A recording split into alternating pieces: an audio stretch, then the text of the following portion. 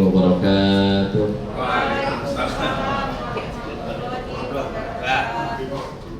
Innal hamdalillah nahmaduhu wa nasta'inuhu wa nastaghfiruh wa na'udzu billahi min shururi anfusina wa min sayyiati a'malina man yahdihillahu fala mudilla lahu wa man yudlil fala hadiya lahu asyhadu an la ilaha illallah wahdahu la syarika lahu wa asyhadu anna sayyidana wa nabiyyana Muhammadan 'abduhu wa rasuluhu la nabiyya ba'dahu. Allahumma salli wa sallim wa barik wa 'azzim 'ala hadzal nabiyil karim wa 'ala alihi wa sahbihi wa man tabi'ahum bi ihsan ila yaumiddin. Subhanaka la 'ilma lana illa ma 'allamtana innaka antal 'alimul hakim. Hasbunallahu wa ni'mal wakeel wa la haula wa la quwwata illa billahil 'aliyyil 'azim. Fadilatul mukarramin yang kita hormati, segenap jajaran direksi PNN Aratur dan terima khusus kepada Fadilatul Bapak Haji Adi Baktiar Gani dan segenap karyawan yang saya hormati, tak lupa pula sahabat saya Fadilatul Al-Ustaz Iwan Zawawi. Alhamdulillah di pagi hari ini kita kembali berkumpul di Sayyidil Ayyam, di hari yang berkah, di waktu yang berkah.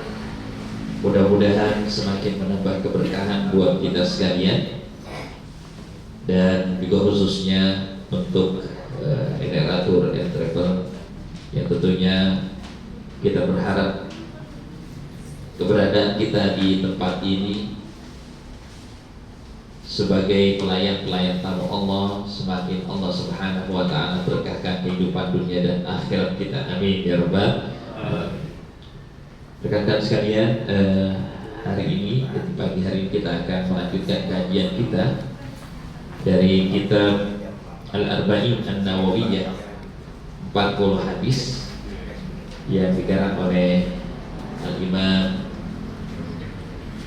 Yahya ibn Syaraf An-Nawawi. Dan di pagi hari ini kita akan membahas hadis yang ke-9, hadis yang menerangkan tentang perintah untuk melaksanakan agama sekemampuan yang kita mampu. Yang harus kita pahami bahwasanya ketika kita melaksanakan perintah agama sekemampuan kita, bukan berarti ya sekedar kita bisa, bukan.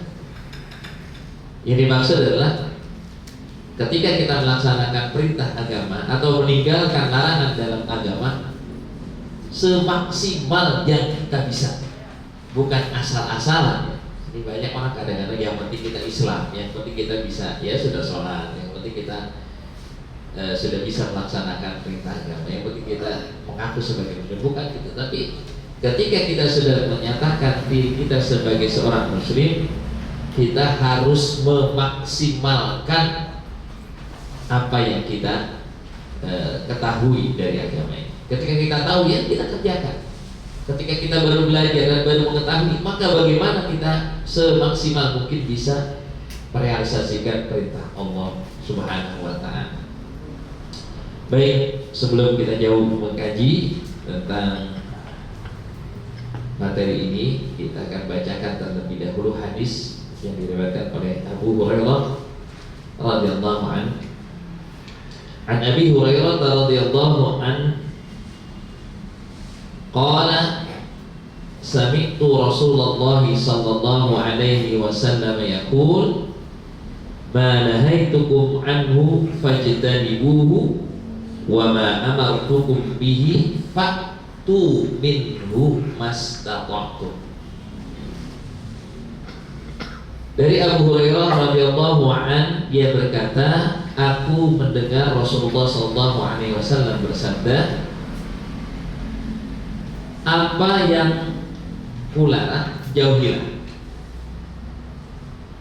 apa yang aku telah larang kepada kalian maka jauhilah. Wa ma amartukum bihi, dan apa-apa yang aku perintahkan, fa'tu minhu mastata'tum, maka laksanakanlah sesempurna. Kalau pun dibahasakan ini semampu kalian.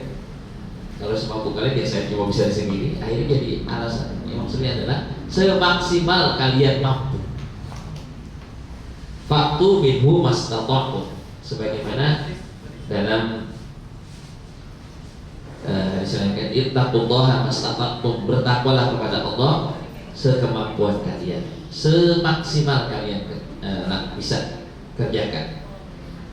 Nah, ini seirama dengan perintah Allah yang mengatakan bahwasanya ayyuhalladzina amanu taqullaha haqqa tuqatih, bertakwalah kepada Allah dengan sebenar-benarnya takwa, artinya dengan sekemampuan yang kita bisa, dengan sekemampuan yang Allah berikan kepada kita. Faktu minhu mastata'tum, kerjakanlah semampu yang kalian bisa kerjakan, semaksimal yang kalian bisa kerjakan. Fa innama ahlakal ladzina min qablikum, karena sesungguhnya Allah banyak membinasakan umat-umat sebelum kalian, ya. Kathratu masailihim wa ikhtilafuhum ala anbiya'ihim, ya. Karena mereka terlalu banyak bertanya dan berselisih dengan nabi mereka. Nah, pertanyaannya bagaimana kalau seandainya kita tidak paham betul tentang satu perintah? Apakah kita tidak boleh bertanya? Ya. Dalam konteks ini yang tidak diperbolehkan bertanya itu kalau pertanyaan tujuannya adalah untuk pertanyaan yang sifatnya itu adalah untuk mencari-cari celah, seperti yang dilakukan oleh orang-orang Bani Israel. Ya. Dalam surah Al-Baqarah, nama surah Al-Baqarah itu kan ada kisah itu, ya. Dalam surah Al-Baqarah ayat 67 sampai dengan ayat ke 73 tentang kisah Bani Israel kepada Nabi Musa ketika diperintahkan, wa id qala Musa liqaumihi innallaha ya'murukum an tadhbahu baqarah qalu atattakhiduna huzwa. Ini luar biasa orang Bani Israel, saking cerdasnya mereka, nabinya saja dikritik. Ketika Nabi Ibrahim, ingatlah ketika dikisahkan Nabi Ibrahim berkata kepada Bani Israel, sungguhnya Allah memerintahkan kalian untuk menyembelih bakar. Bakar itu sapi betina. Apa kata orang Bani Israel? Ada tahiduna huzwa, ada aja kau bisa begitu. Ya benar nih. Kalau mau benar coba. Wah, coba. Apa spesifikasinya itu? Kalau memang perintah ini benar dari Allah, bukan main-main, coba terangin yang bagaimana yang harus kami sembelih dari sapi. Qalu lana rabbaka yubayyin lana, minta kepada Allah tentang kriteria dari sapi yang harus kami sembelih. Qala innahu yaqulu innaha baqaratun la faridun wa la bikrun na'awanun baina dzalik faf'alu ma tu'marun. Itu diterangin. Oh, jadi terus mereka berusaha sampai di ayat berikutnya, qalu lana rabbaka yubayyin lana ma launuha. Jadi kalau ketika udah dikasih tahu bahwasanya sapinya itu ya sapi yang tidak terlalu muda, terlalu tua. Terus warnanya bagaimana? Kayaknya tujuannya memang maksud mereka adalah biar supaya bisa terbebas dari kewajiban itu. Ya. Apa warnanya? Dikasih tahu warnanya, innaha baqaratun safra faqih. Warnanya kemas-kemasan. Ya susah ini, makin susah. Setelah dikasih tahu warnanya, qalu lana rabbaka yubayyin lana ma hiya innal baqarata syar'an. Yang lebih jelas lagi dong. Wah, luar biasa. Kalau ngomong itu yang kalau bahasa Betawi yang data, data itu yang betul-betul jelas spesifikasi. Qalu lana rabbaka yubayyin lana ma hiya, masih belum jelas nih, kami masih bingung. Wa inna insyaallah lamuhtadun. Kalau sudah jelas spesifikasinya pasti kami akan laksanakan. Qala innahu yaqulu innaha baqaratun la dharurun tuthirul ardh. Makin susah. Bukan hanya yang masih tengah-tengah, kemudian juga bukan warnanya kemasan, tapi juga yang tidak pernah membajak bumi. Nah, ini berbeda. Coba kalau tadi mereka ketika diperintahkan oleh Allah langsung dilaksanakan, maka selesai sudah. Mau yang tua, muda, yang kayak gitu. Nah, hadis ini pun secara asbabul wurudnya, kalau Al-Quran namanya asbabul nuzul, kalau hadis namanya asbabul wurud.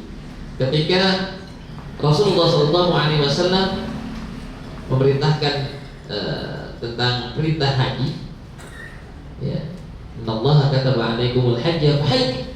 Sesungguhnya Allah telah memerintahkan kepada kalian haji, maka laksanakanlah haji.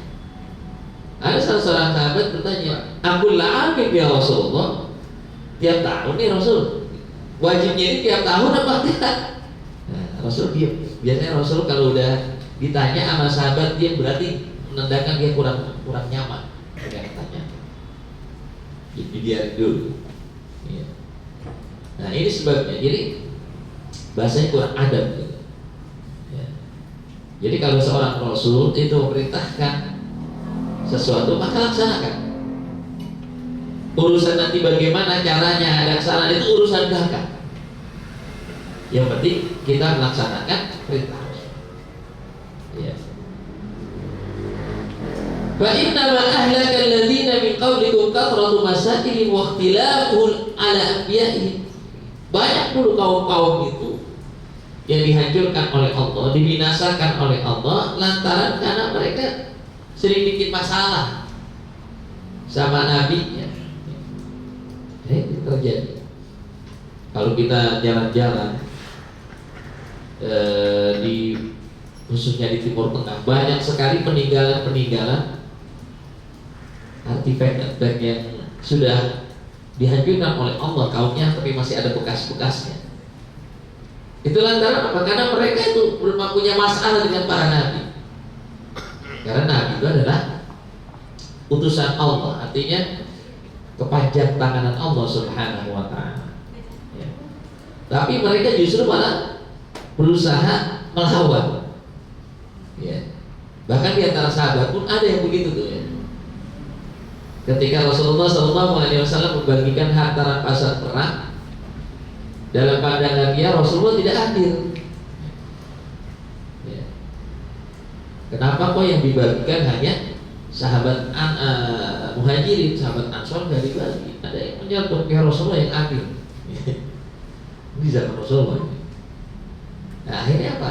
Sayyidina Umar orang yang paling cinta kalau ada Rasul di antara sahabat di samping Abu Bakar, itu udah gergetan, udah siap dengan pedang. Ya Rasul, kalau kau sini aku pegang ya.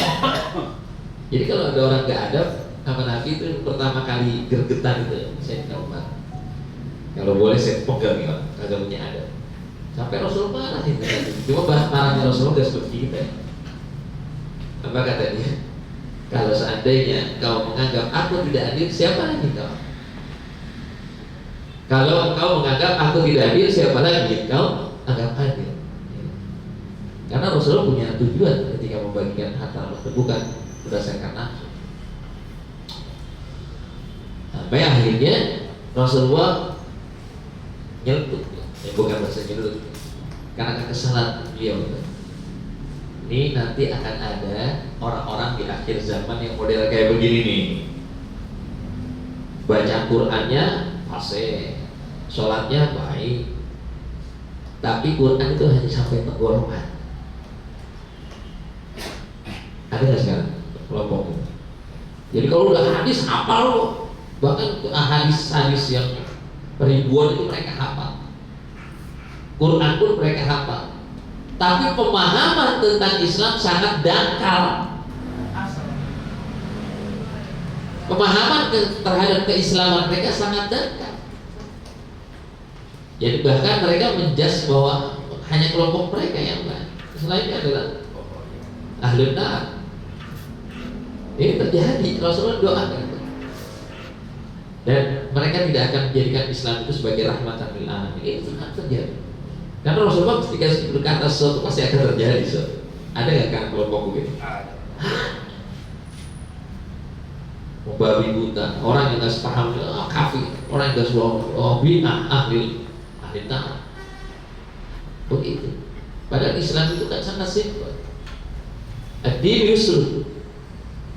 Ad-din yusrun. Agama itu mudah. Wala tu'assir, jangan dipersulit. Tapi juga jangan dimudah-mudahi. Jangan dipersulit dan jangan dimudah-mudahi. Jadi artinya itu Rasulullah katakan, ittaqullaha mastata'tum. Wa ma amartukum bihi fa'tu minhu mastata'tum. Ya sekemampuan tapi semaksimal yang kita bisa. Kalau sampai kita belum mampu, ya Allah, la yukallifullahu nafsan illa wus'aha. Yang kita belum mampu ya nggak dituntut. Kita belum hafal Quran, ya kan nggak dituntut. Tapi berusaha untuk kita yang harus menuntut diri kita. Kita belum bisa, kita punya jamaah umroh, jamaah haji. Emang semuanya hafal doa-doanya itu? Nggak dituntut, tapi harus berusaha untuk belajar. Ya kan Allah sedang menjadikan setiap manusia itu punya kemampuan yang berbeda-beda. Kemampuan yang berbeda-beda, kemudian juga keilmuan yang berbeda-beda. Yang punya ilmu saja tidak semuanya punya taufik untuk melakukan kebaikan. Ya. Emang apa semua kiai bakal masuk surga? Enggak. Ya. Ada juga yang mampir di neraka. Al-alimu bi'ilmihi lam ya'malan mu'adzabun min qabli ubabil watan. Jelas dalam surah. Orang yang alim, al-alim bi'ilmihi lam ya'malan, dengan keilmuannya dia tidak mau melaksanakan perintah Allah dan perintah Rasulnya, bahkan dia cenderung untuk melanggar. Mu'adzabun min qabli ubabil watan, dia akan diadab sebelum Allah mengadab para penyembah berhala. Dan ini lebih bahaya. Ini yang ditakutkan oleh para kiai gitu. Nah, saya ingat ketika saya pertama kali datang seorang ulama besar di Banten itu, pasir, kata-kata yang pertama celetuk dari kata itu, banyak kiai di neraka. Itu saya, masya Allah, banyak kiai di neraka. Ya, artinya kalau kita tidak berhati-hati akan jatuh kepada itu. Maka yang paling mahal adalah dari ilmu itu at-taufiq bil amal bima adil. Jadi kita punya taufik, kita punya kekuatan untuk melakukan kebaikan itu sekemampuan. Ya. Tiap orang mempunyai kemampuan untuk menangkap sesuatu kan berbeda-beda. Yang sudah punya ilmu pun berbeda-beda di dalam taufik. Makanya yang kita minta kepada Allah, di samping kita dapat hidayah, tapi juga kita dapat taufik untuk melakukannya. Ya. Itu yang mahal. Kita sekarang dalam satu kumpulan ya, mudah-mudahan Allah kumpulkan nanti di surga, amin. Ya Rabbal alamin. Dalam kita melaksanakan kebaikan, jalannya kan beda-beda. Cuma yang dilihat Allah itu bukan jalan, tapi semangat untuk melakukan itu. Nah, semangat untuk melakukan itu adalah taufik dari Allah. Kita punya jabatan yang berbeda, kemampuan yang berbeda. Ya. Kemudian jabatan intelektual yang berbeda. Allah tidak melihat itu semua, tapi yang Allah lihat semangat kita.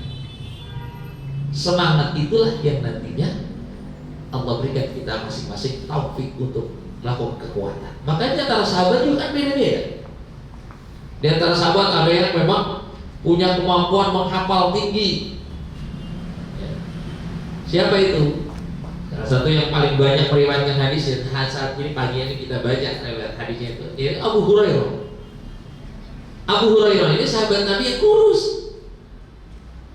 ya, kurus, tapi dia punya kemampuan kecerdasan untuk pengolah data, menyimpan data itu paling banyak. Kalau sekarang kan tinggal masukkan ke komputer. Dulu kan sahabat mengandalkan para sahabat-sahabat yang cerdas. Makanya Sayyidina Abu Hurairah itu tidak punya kewajiban dia berperang. Ya kalau perang gedean mungkin bahasanya keberatan buat dia untuk mengangkat senjata.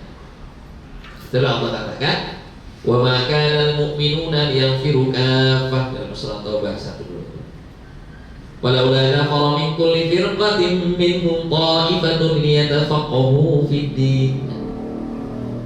Tapi ada juga di antara sahabat yang memang, mohon maaf dan tanda kutip, kemampuan mereka secara keilmuan bahkan mungkin hanya modal cinta.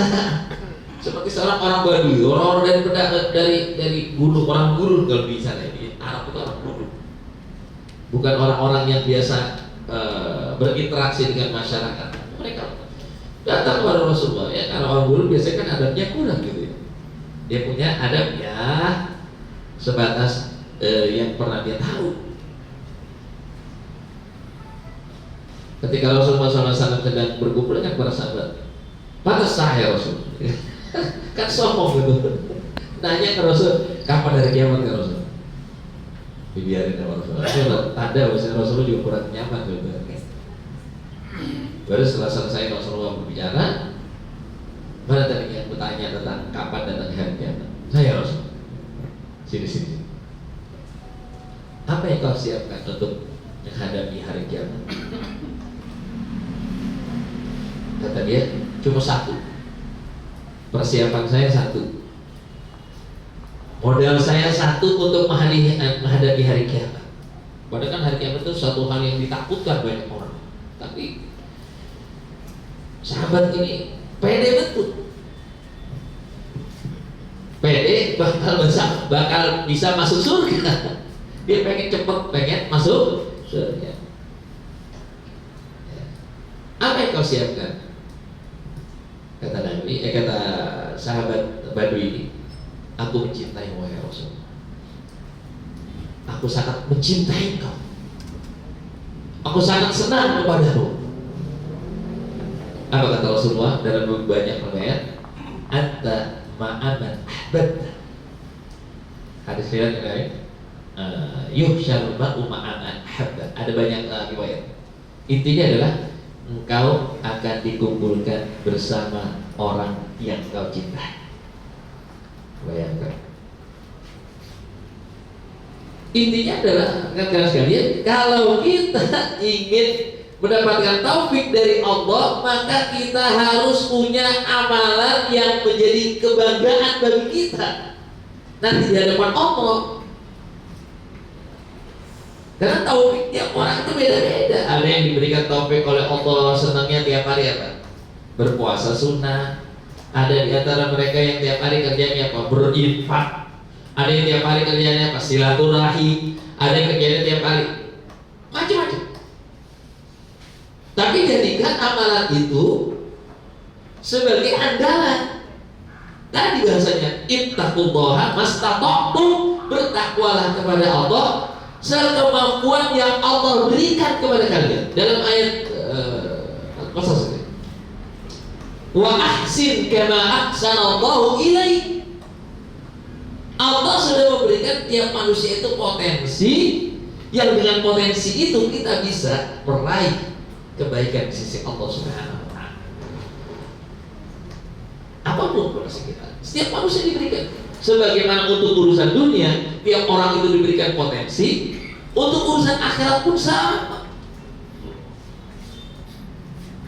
Sama pada intinya. Kalau kita ingin meraih sesuatu yang menjadi kebanggaan kita, sehingga kita bisa mendekat dengan Rasul. Tapi kalau kita ngikutin Rasulullah secara keseluruhan, nggak mungkin. Ya ada, tadi saya katakan, antara sahabat ada yang modalnya cuma modal apa? Mahabbah kepada Rasulullah. Apa kata Rasul? Anta ma'aman ahbabta. Engkau nanti bersama. Kira-kira kalau bersama Rasulullah di mana surganya? Surga mana itu? Firdaus, sudah pasti. Ada orang tiap hari gemarnya baca salawat. Amalannya biasa. Apa kata Rasulullah? Aulad nasi bi yaumal qiyamah aktsaruhum alayya sholatan. Wah, luar biasa. Jadi Rasulullah membuka tuh pintu-pintu Mau lewat mana kalian? Nah, silakan, tapi maksimalkan dalam itu. Kita kalau sudah maksimal pada satu kebaikan, maka kebaikan itu akan menyebar kepada yang lain. Contoh tadi, ini hadis yang baru saya baca. Aulan nasi bi yaumal qiyamah aktsaruhum alayya salatan. Orang yang paling dekat denganku, orang yang paling utama bersanding denganku, orang yang paling aku cintai nanti di hari kiamat bersanding denganku adalah orang yang paling banyak membaca salawat. Tapi ingat, harus istiqomah. Tapi di hadis lain Rasulullah tadi itu innama anta ma'aman ahbab Allah yuhsyarul mar'u ma'aman ahbab. Di sisi lain Rasulullah bagi mereka yang mencintai Rasul, maka dia juga punya kesempatan itu. Jadi makanya rekan kalian, jangan kita pernah pesimis. Saya mau bukan kiai, saya mau bukan ustaz, gimana mungkin saya bisa masuk surga Firdaus. Di zaman Khalifah Harun ar-Rasyid itu ada seniman yang kerjaannya luar biasa. Dia kerjanya suka ngerjain raja. Harun ar-Rasyid siapa itu? Ada yang tahu pasti ya? Tokoh 1001 malam, Abu Nuwas. Kalau kita sebutnya Abu Nawas, tapi sebutnya Abu Nuwas. Abu Nuwas itu orang yang paling kocak, paling suka ngerjain rajanya. Tapi mahabbahnya kepada Allah luar biasa. Dia menjadi wali Allah. Menjadi wali Allah. Ya, kenapa? Tujuan dia idkhal surur. Jadi aktar ma yudkhulun nas al-jannah. Serta Allah wa idkhal surur. Yang paling banyak memasukkan seorang itu ke dalam surga di samping ketakwaan kepada Allah adalah sering memberikan kebahagiaan kepada saudaranya. Memberikan kebahagiaan saudara bukan hanya kita kasih duit ya, tapi kita membahagiakan saudara kita dengan hiburan-hiburan itu bisa jadi orang paling. Makanya jangan pernah kita pesimis.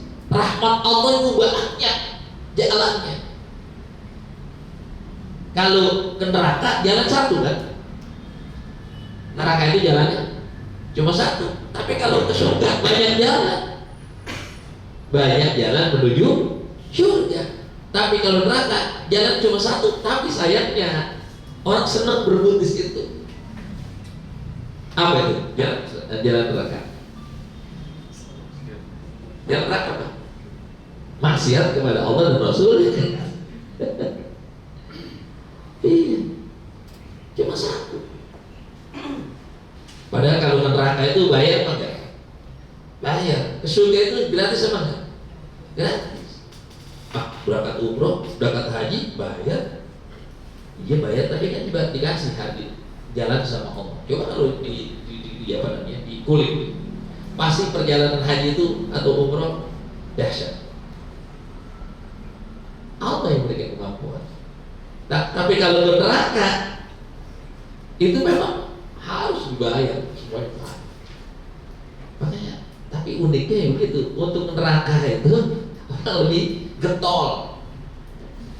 Tapi untuk urusan akhirat malas-malasan, padahal semuanya dimudahkan oleh Allah. Ya, gampang sekali. Jadi banyak sekali jalan-jalan untuk menuju keridhaan Allah dan Rasulnya. Makanya bahasa tadi ittaqullaha mastata'tum. Takwalah kepada Allah, takwalah kepada Allah, cintalah kepada Allah, taatlah kepada Rasulullah sekemampuan yang Allah telah modelkan kepadamu dari taufik yang Allah beri kepada kita sekalian. Sekarang kita sebagai karyawan, kira-kira mungkin gak kita meraih rahmat Allah, surganya Allah, surga Firdaus yang tanggung-tanggung? Seperti permintaan tadi seorang seniman di zaman Harun ar-Rasyid. Kan Abu Nuwas itu seniman sebetulnya, tapi dia menjadi wali Allah. Ya. Apa kata dia dalam sebuah riwayat, dalam sebuah syairnya? Ilahi las tulil firdaus si ahla wala aqwa ala naril jahimi. Ilahi, wahai Tuhanku, lil firdausi ahla. Aku bukanlah orang yang pantas masuk ke dalam surga. Begitu itu surga yang tinggi di dunia, yang paling top. Apa itu surga? Firdaus. Wala aqwa ala naril jahimi. Tapi juga aku tidak sanggup kalau dimasukin ke dalam neraka, walaupun cuma neraka jahim. Neraka jahim itu neraka yang paling ringan, neraka yang paling, kalau bahasanya paling enteng lah. Tapi seenteng-entengnya neraka ya, dikasih sendal tuh seperti pamannya Rasul Abu Thalib, dikasih sendal, begitu diinjak sendal melotok gitu otaknya. Itu paling rendah itu. Yang pernah cita-cita. Makanya benar kalau kita kayak Abu Nuwas, Allah aja digombalin. Allah digombalin, ilahi lasnul firdausi ahla wala aku ala naril jahim. Ya Allah, aku gak pantas masuk surga Firdaus, tapi juga aku tidak sanggup masuk neraka walaupun cuma neraka jahim. Masya Allah. Wahabni taubatan waghfir dhunubi, maka berikan aku taubat dari segala dosaku. Fa innaka ghafirudz dzambil 'azimi. Sesungguhnya Kau adalah Zat pengampun dari dosa-dosa yang berat. Siapa sih di antara kita yang tidak pernah berdosa? Tapi pandai-pandailah kita cari muka di hadapan Allah. Ya kan begitu. Di urusan dunia aja kalau orang yang pandai cari muka di manusia, dia gampang urusannya kan gitu. Ya kan? Iya. Apalagi kalau kita minta cari muka di hadapan Allah. Sering-sering ngerayu Allah kan? Kita tahu dosa kita banyak. Kita tahu kesalahan kita selalu kita lakukan di hari-hari kita. Tapi bagaimana dia supaya kita mendapatkan taufik untuk selalu dalam keadaan baik di hadapan Allah? Emang kita dosa banyak, tapi dimaklumi. Kan enak begitu. Kita kalau punya, kata mohon maaf ya, punya teman polisi gitu, tetangga polisi, saudara polisi. Kira-kira kalau yang lain lagi tilang, kita dikenal, disuruh lewat apa enggak? Disuruh lewat apa enggak? Jangan kan kita kenal, kita tahu kodenya aja, ya. Kita lewat, wah ada tilang. Yang lain nih, lampu sen sebelah kiri, buka helm nggak bakal ditilang. Gue baru tahu hari ini ya. Baru tahu ya. Ini ntar kalau nggak tahu ada polisi, ada Jawa, ada nyalainnya tenang etok. Sen sebelah kiri, buka helm, nggak bakal ditilang. Itu kita baru kenal kode etiknya kan? Baru kenal kode etiknya kita selamat. Oh, ini berarti orang keluarga atau ibarat teman atau hakikat ya. Jadi kalau kita kenal kode etiknya aman. Begitu juga kita di hadapan Allah, kalau kita kenal kode etik untuk menuju cintanya Allah dan Rasulnya apa? Kan sering saya sampaikan ya, ini sebelum sahabat Nabi itu ada yang aneh. Nuaiman itu bukan mabuk, tapi dia sangat cinta sama Rasul. Dia tahu pasti Allah, kalau saya udah cinta sama Rasul, Rasul senang, Allah pasti ridho gitu. Jadi sebetulnya tinggal kita bagaimana memaksimalkan apa yang Allah berikan kepada kita. Ittaqullaha mastata'tum, gali potensi itu sampai kita akhirnya betul-betul dicatat sebagai orang baik. Ya, alaikum bisidqi fa inna sidqa yahdi ilal birri wa innal birra yahdi ilal jannah. Itu salah satunya itu. Kalau kita menjadi orang udah biasanya jujur aja perangkat. Sampai kita betul-betul hatta yuttaba indallahi siddiqan, sampai kita betul-betul digelar di hari kiamat itu menjadi orang yang siddiq, orang yang amanah. Jadi banyak sekali jalur-jalur. Ambil salah satu. Asma Allah itu ada berapa yang kita kenal? 99. Cukup ambil satu. Tapi tenang, nanti yang lain ikut itu. Walillahi asmaul husna, lillahi tis'atul tis'una isma. Ambil satu. Siapa yang mengambilnya, siapa yang menjaganya, maka dia akan bebas dari api neraka. Apa sifat Allah yang pertama? Ar-Rahman, Ar-Rahim, Al-Malik, Al-Qudus, As-Salam. Yang paling terakhir, As-Sabur. Berat itu semua. Sabar itu paling berat. Mau ambil apa? Kita pengen jadi orang suka memberi, insya Allah dapat kebaikan semua. Allah ingin tahu ini. Atau kita menjadi asyakur, orang yang suka bersyukur, terima kasih tiap hari, terima kasih kepada Allah. Ya, disakitin sama orang, terima kasih kepada Allah. Diuji sama orang apa? Terima kasih Allah. Jadi langsung ke Allah. Kalau kita bisa kayak begitu, insya Allah kita jadi orang sabar. Kalau kita bisa jadi orang bersyukur, insya Allah jadi orang ikhlas. Kalau kita semuanya kan, jadi ibaratnya satu jalur semua itu. Jadi paralel. Ambil salah satunya kebaikan itu, minta taufik dari Allah, ya Allah berikan aku kekuatan dalam melaksanakan kebaikan. Nanti nyambung semua tuh. Satu takbir, nyala semua itu. Kita menjadi orang yang penyabar, kita menjadi orang yang ikhlas, kita menjadi orang yang mensucikan diri kita, dan nanti ambil salah satu. Jadi ambillah satu sifat dari asma Allah atau sifat dari sifat Nabi yang itu menjadi kebanggaan bagi kita nanti di hadapan Allah dan Rasulnya. Salah satu tadi, kalau kita pengen belum bisa apa-apa ya, pokoknya kita hanya bisa banyak tiap hari baca salawat, baca. Kalau kita sudah menjadi darah daging salawat itu, itulah yang nanti akan menjadikan kita di samping bagi Allah. Itu maksudnya. Dan ittaqullaha mastata'tum, maksimalkan apa yang kita punya untuk mencintai Allah dan Rasulnya. Niscaya Allah akan mencintai kita dan Allah akan memuliakan kita baik di dunia maupun di akhirat.